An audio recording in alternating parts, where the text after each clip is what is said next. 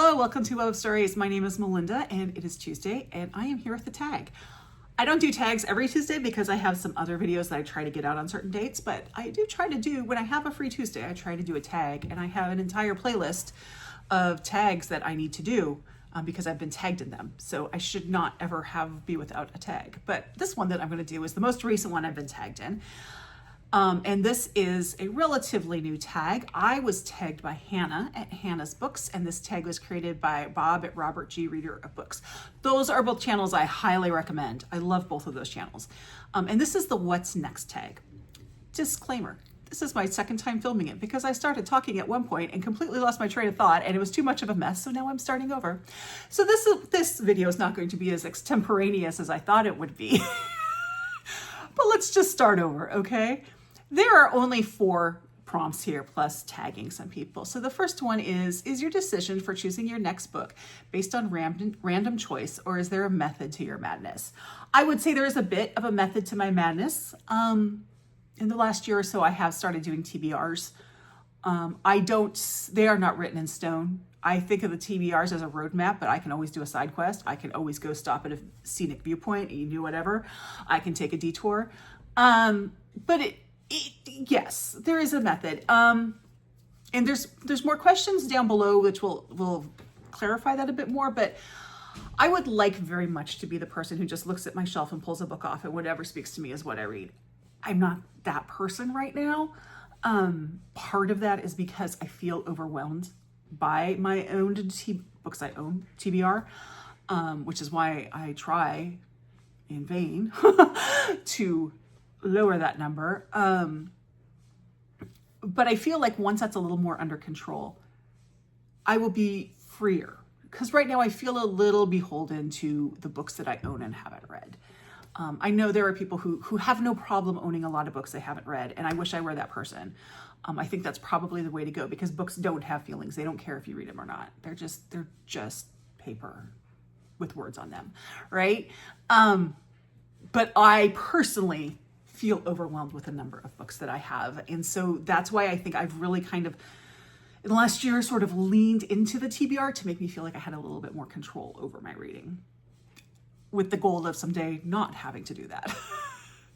Question 2, do your criteria for choosing fiction different from how you choose nonfiction? In my first video, this answer was a mess, but in doing that answer, I've clarified this. And really my criteria isn't different.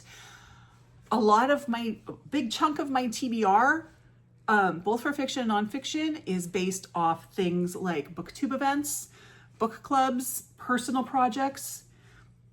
And for nonfiction,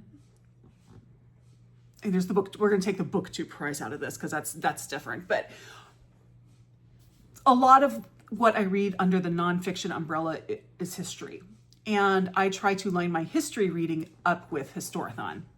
So Historathon's a year-long event. It's every year where the year is divided up in quarters, and each quarter is a time period. So like quarter 1, January, February, March. Yes, I know my months is like prehistory to 500. And quarter 2, which we're in now, is 500 to 1500. So the Dark and Middle Ages, and it goes up like that. And I do try to line my history reading up with that. So that is an influence for that. That helps me choose.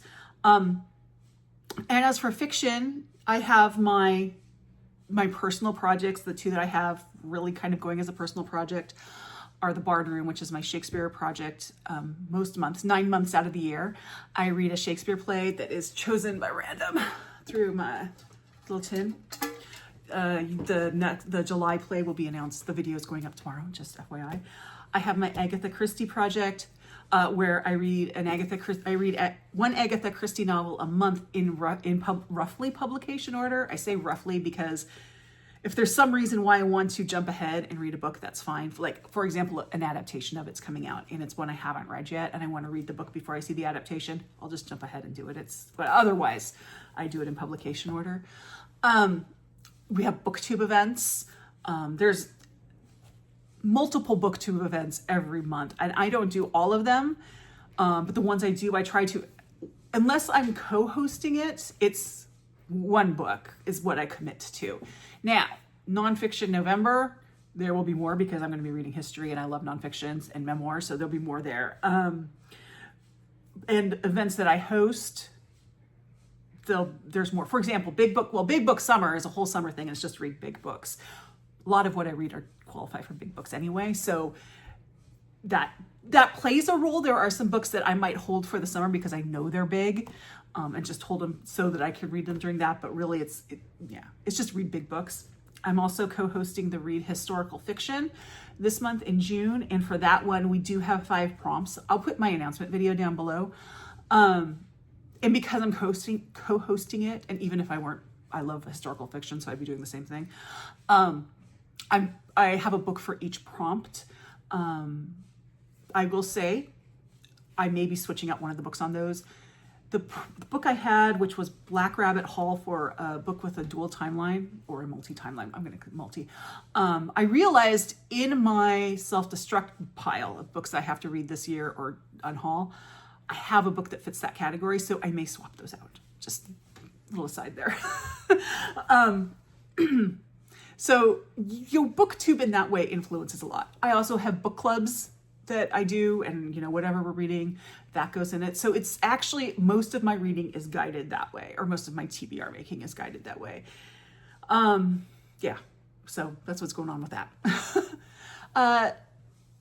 3, do other people influence your next choice? So I had a little problem with this because, what does people constitute? So when I say other people, I mean people I know in real life. Excuse, my nose is itchy. People on Bookstagram, people on BookTube. That's what I say is people. And yes, very much so. Other people influence my reading. And actually, it tends to influence my reading more the opposite direction. Couple examples.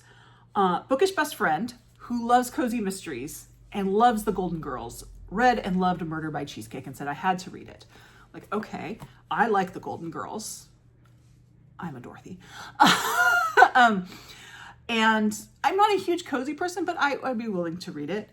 But then I saw a number of people on BookTube who've read it and really didn't like it. And it wasn't just a case of them not liking it. It was people whose opinions I really value, I know, every time I film, my nose itches. People whose opinions I really value, and people whose taste I feel aligns closely to mine. And Bookish Best Friends usually does too, but this is a place where we differ a little bit. And those people on BookTube did not like this book. And I'm like, I'm going to go with them. Sorry, Bookish Best Friend. I'm going with them this time. So yeah, another one that I keep getting recommended by, my TBR service recommended it to me. I did an AI thing, like a ChatGPT, and it recommended it to me, that I refuse to read because a lot of people that I've seen, not all, a lot of people I have seen did not enjoy this book, and they did not enjoy it for reasons that I know I would not enjoy it. But I am not ever going to read All Fours by Miranda July. Just not going to do it. I've heard enough about it to know that this is not a book for me. So, and I know people who liked it, and that is great. That is great. I'm glad you enjoyed it. It does sound like a book that if it may speak to a lot of people. I'm just not one of those people. So there you go. Yes, other people do influence my my choice, but it tends to be more what not to read. And here's where I clarified what I consider people. Aside from other people, what other influences might impact your choice?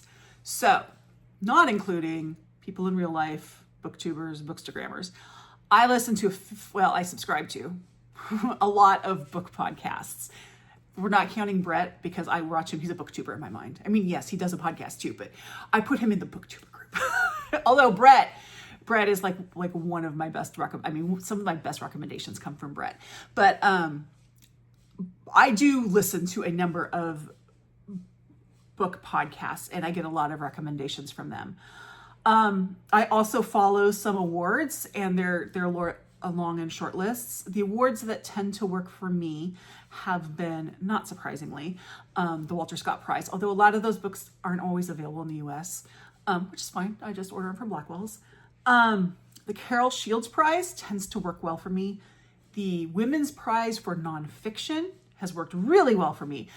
I have had trouble the last couple of years with the Women's Prize for Fiction. So there's a difference there. So yeah, those influence me. Funny story, thinking of like other people. One award that has no influence on me whatsoever. None. Like it is a non-entity in my mind for me, is the Booker Prize. I don't care about the Booker Prize. I have tried Booker Prize books, not all of them. Some of them, I've had Booker Prize books that work for me, but they tend not to. They tend not to. So I just don't care about the Booker Prize. The last winner of the Booker Prize was Orbital by Samantha Harvey. And I'm like, okay, I have it because I got it like off a sale thing at Powell's, but I was like, whatever.